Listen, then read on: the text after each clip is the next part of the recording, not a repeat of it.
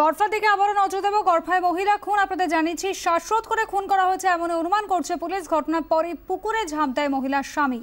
ঘটনাস্থল থেকে উদ্ধার করা হয়েছে মহিলার শিশুকেও। সরাসরি চলে যাবো ঘটনাস্থলে। আমাদের প্রতিনিধি বিক্রম দাস রয়েছেন আমাদের সঙ্গে সরাসরি। মাফ করবেন, ঋত্বিক মণ্ডল রয়েছেন আমাদের সঙ্গে। ঋত্বিক, এখনো পর্যন্ত যেটা মনে করা হচ্ছে যে যেভাবে শিশুও বলেছে যে তার বাবাই তার মাকে খুন করেছে, খুনের মোটিভ কি, কি কারণে খুন হলো, প্রতিবেশীরা বা তারা কিছু বলছেন?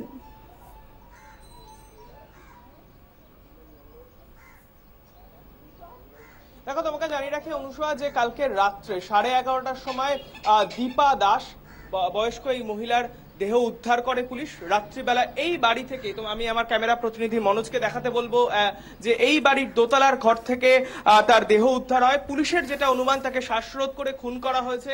এবং তোমাকে জানিয়ে রাখি যে এই বাড়িতে ছিলেন এই মহিলা দীপা দাস, তার স্বামী সরকারি কর্পোরেশনে কর্মরত ছিলেন কল্যাণ দাস, এবং তার ছেলে শুভজিৎ। যদিও ছেলের বয়স 20 বছর বয়স, ছেলের বিয়েও হয়ে গিয়েছিল। এবং এই মহিলার কিন্তু দীর্ঘদিন ধরে অসুস্থ ছিলেন, প্যারালাইজ ছিলেন, এবং তার চিকিৎসা চলছিল, যেটা পুলিশকে তার ছেলে জানিয়েছে। ইতিমধ্যেই ঘটনার পর থেকে কিন্তু গতকাল রাত্রে ডিডির গোয়েন্দা শাখার পুলিশ তারাও কিন্তু গোটা বিষয়টি তারা দেখে গিয়েছেন। হোমিসাইড শাখার পুলিশ এসেছিলেন, তারা ইতিমধ্যে তদন্ত করেছেন। পুলিশ ইতিমধ্যেই প্রাথমিক যে সমস্ত তদন্ত পেয়েছেন, যে তথ্যগুলি পেয়েছেন, তার এভিডেন্সের ভিত্তিতে তারা খুনের মামলা রুজু করেছেন ইতিমধ্যেই। যদিও মজার বিষয় হচ্ছে যে এই ঘটনার পর থেকে রহস্য দানা বাঁধছে এই কারণেও, কারণ ঘটনার পর থেকে ওই মহিলার স্বামী কল্যাণ দাস তিনি কিন্তু ফেরার রয়েছেন। যেটা পুলিশের কাছে তার ছেলে জানিয়েছেন শুভজিৎ, যে মা দীর্ঘদিন ধরে অসুস্থ ছিলেন এবং তার চিকিৎসা সংক্রান্ত যে খরচা, সেটার জন্য কিন্তু কল্যাণবাবু বেশ খানিকটা অস্বস্তিতে ছিলেন। আমরা কিছুক্ষণ আগে তার এই বাড়িরই নিচের তলায় যে ভাড়াটেরা রয়েছেন, যে মেস রয়েছে, তাদের সঙ্গে কথা বলছিলাম, এবং এই নিয়ে কিন্তু বেশ দীর্ঘদিন ধরে বিবাদ চলছিল, এবং বিবাদের কারণ একটা ছেলেও, সেটাও একটা বিষয় ছিল। কিন্তু তা সত্ত্বেও এই মহিলার যেভাবে শ্বাসরোধ করে খুন করা হয়েছে বলে পুলিশ প্রাথমিকভাবে অনুমান করছে, তার গলায় একটি স্কার্ফ পাওয়া গিয়েছে বলে পুলিশ এখনো পর্যন্ত জানিয়েছে। গোটা ঘটনায় ধোঁয়াশার বিষয় এখনো এই জায়গায় যে কল্যাণবাবু কোথায় গিয়েছেন, তাকে কেন খুঁজে পাওয়া যাচ্ছে না। অনুষ্ঠা আমার সঙ্গে রয়েছেন এই দীপা দেবীরই এক বন্ধু, দীর্ঘদিনের পারিবারিক সূত্রে এবং এই এলাকারই পরিচিত। আপনার তো বন্ধু ছিলেন উনি, তুমি কি অসুস্থ ছিলেন, ভুগছিলেন? অনেকদিন ধরে ভুগছিল, কিন্তু সুস্থ হয়ে গেছিল। এখন হাঁটা চলা করছে, দিব্যি কালী মন্দির গিয়ে নমস্কার করে এসছে আস্তে আস্তে। আয়া আর সিস্টার ছিল, মানে আয়া একটা আর সিস্টার, এই। আর ওদের কিন্তু ঝগড়াঝাটি, ছেলেও সুন্দর কথা বলতে বললো মা ভালো হয়ে গেছে, এখন মা আস্তে আস্তে ভালো হচ্ছে। আর এটা দেখে কি করে। পরিবারে আর কে কে ছিলেন? কল্যাণবাবু, তার ছেলে 3জন, আর ওই যার সঙ্গে বিয়ে হবে সে রান্না বান্না করতো।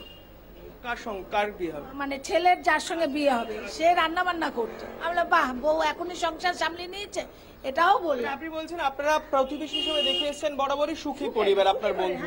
হ্যাঁ, সুখী পরিবার। আপনার তো বন্ধু বলছেন, কোনোদিন বলেছেন যে সংসারে কোনো না না না না না না না, ও শুধু সংসার ননদদের। কালকে ঘটনার পর থেকে কল্যাণবাবু কোথায়? কারণ পুলিশে এখনো তাকে জানি কি করে বলবো তাকে। তো আমি অনেকদিন পরে আজকে খবর পেয়ে আসলাম ছুটে।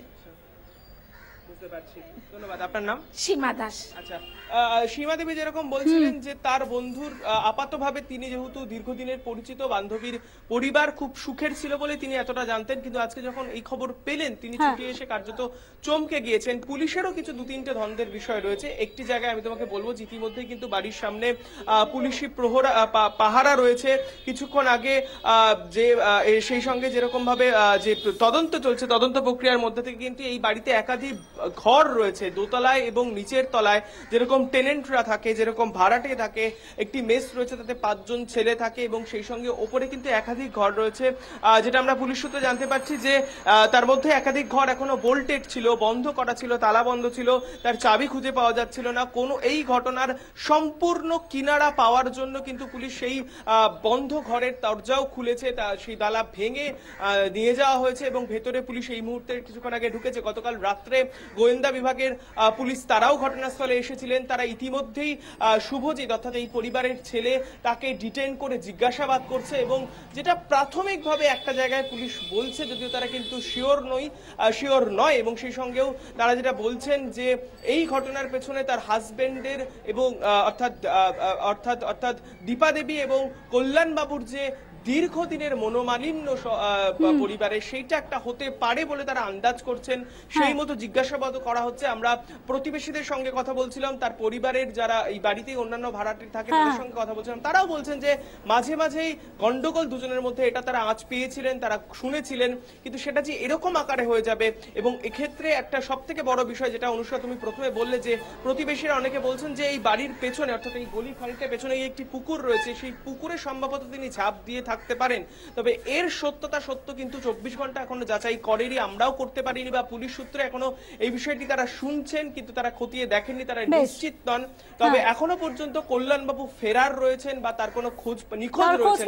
অনেকটা বিষয় স্পষ্ট। অনেক ধন্যবাদ ঋত্বিক মণ্ডল আমাদের প্রতিনিধি ছিলেন সরাসরি গর্ভা থেকে।